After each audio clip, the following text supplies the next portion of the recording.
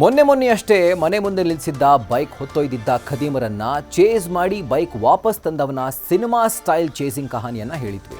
ಆದರೆ ಇವತ್ತು ಮನೆ ಮುಂದೆ ನಿಲ್ಲಿಸಿದ್ದ ಒಂದಲ್ಲ ಎರಡಲ್ಲ 4 ಲಕ್ಷ ರೂಪಾಯಿ ಮೌಲ್ಯದ ಬೈಕ್ ಕಳೆದುಕೊಂಡಿದ್ದಾರೆ ಟೆಕ್ಕಿಯೊಬ್ರು.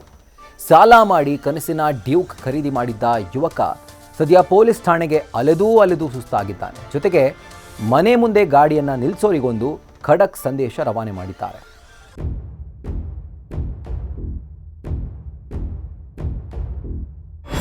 ನೋಡಿ, 2022ರ ಮಾಡೆಲ್ ಡ್ಯೂಕ್ ಕ್ರೇಜಿ ಆಗಿದೆ ಅಲ್ವಾ? ಇಲ್ಲಿ ಹೀಗೆ ನೋಡೋದಕ್ಕೆ ರಿಚ್ ಆಗಿ ಕಾಣಿಸೋ ಈ ಗಾಡಿ ರೇಟ್ ಕೂಡ ಹಾಗೆ ಇದೆ. ಒಂದಲ್ಲ ಎರಡಲ್ಲ ಬರೋಬ್ಬರಿ 4 ಲಕ್ಷ ಈ ಡ್ಯೂಕ್ ಬೈಕ್ ರೇಟ್. ಇದೇ ಬೈಕ್ ಮೇಲೆ ಖದೀಮರ ವಕ್ರ ದೃಷ್ಟಿ ಬಿದ್ದಿದ್ದು ರಾತ್ರೋರಾತ್ರಿ ಬೈಕ್ ಸಮೇತ ಎಸ್ಕೇಪ್ ಆಗಿದ್ದಾರೆ. ರಾಜೇಶ್ ಇವರೇ ನೋಡಿ, ಡ್ಯೂಕ್ ಬೈಕ್ ಮಾಲೀಕ. ವೃತ್ತಿಯಲ್ಲಿ ಸಾಫ್ಟ್ವೇರ್ ಇಂಜಿನಿಯರ್ ಆಗಿರೋ ಇವರು ಫೈನಾನ್ಸ್ನಲ್ಲಿ ಸಾಲ ಮಾಡಿ ಇಷ್ಟದ ಬೈಕ್ ಖರೀದಿ ಮಾಡಿದ್ರು. ಶಾಕಿಂಗ್ ಅಂದ್ರೆ ಹುಡುಗಿಗಿಂತ ಹೆಚ್ಚಾಗಿ ನೋಡ್ಕೊಳ್ತಾ ಇದ್ರಂತೆ ಈ ಬೈಕ್ನ.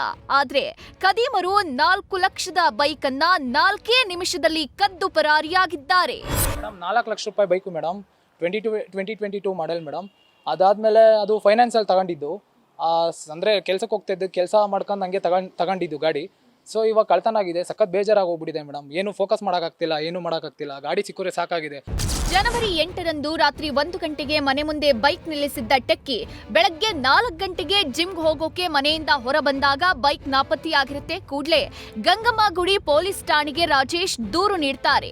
ಮನೆ ಮುಂದಿದ್ದ ಕ್ಯಾಮೆರಾ ನಂಬಿಕೆ ಮೇಲೆ ಬೈಕ್ ನಿಲ್ಲಿಸ್ತಾ ಇದ್ರಂತೆ ಟೆಕ್ಕಿ. ಆದ್ರೆ ಆ ಕ್ಯಾಮೆರಾ ಡೆಡ್ ಆಗಿಯೇ ಎಷ್ಟೋ ವರ್ಷಗಳಾಗಿವೆ ಅನ್ನೋದು ಬೈಕ್ ಕಳ್ಳತನದ ವಿಡಿಯೋ ಪರಿಶೀಲನೆಗೆ ಹೋದಾಗ ಬಯಲಾಗಿದೆ. ಹೀಗಾಗಿ ಬೈಕ್ ಕಳುವಾದಾಗಿನಿಂದ ಪ್ರತಿದಿನ ಠಾಣೆಗೆ ಟೆಕ್ಕಿ ರಾಜೇಶ್ ಅಲಿಯುವಂತಾಗಿದೆ. ಇನ್ನು GPS ಟ್ರ್ಯಾಕರ್ ಬಗ್ಗೆ ಅರಿವಿಲ್ಲದೆ ಅದನ್ನ ಬೈಕ್ಗೆ ಹಾಕಿರ್ಲಿಲ್ಲ ಅಂತ ಸದ್ಯ ಬೈಕ್ ಮಾಲೀಕ ಬೇಸರಗೊಂಡಿದ್ದಾರೆ. ಜೊತೆಗೆ ಬೈಕ್ ಇಲ್ಲದೆ ನಿದ್ದೆ ಬರ್ತಿಲ್ಲ ಅಂತ ಬೈಕ್ ಮಾಲೀಕ ರಾಜೇಶ್ ಅಳಲು ತೋಡ್ಕೊಂಡಿದ್ದಾರೆ. ಅದೇನೇ ಹೇಳಿ, ಬಾಗಲಗುಂಟೆ ಆಯ್ತು, ಅಬ್ಬಿಗೆರೆಯಲ್ಲೂ ಬೈಕ್ ಕಳ್ಳರ ಹಾವಳಿ ಹೆಚ್ಚಾಗಿದೆ. ಅಷ್ಟೇ ಅಲ್ಲ, ಗಾಡಿಗಳಿಂದ ಪೆಟ್ರೋಲ್ ಕದಿಯೋರ ಸಂಖ್ಯೆನೂ ಇಲ್ಲಿ ಜಾಸ್ತಿನೇ ಇದೆಯಂತೆ. ಹೀಗಾಗಿ ಪೊಲೀಸರು ಈ ಬಗ್ಗೆ ಕಟ್ಟುನಿಟ್ಟಿನ ಕ್ರಮ ತೆಗೆದುಕೊಳ್ಬೇಕಿದೆ. ಜೊತೆಗೆ ವಾಹನಗಳ ಮಾಲೀಕರು ಹೆಚ್ಚಿನ ಜಾಗೃತಿ ವಹಿಸಬೇಕಿದೆ. Chandana Shetty, news first, Bengaluru.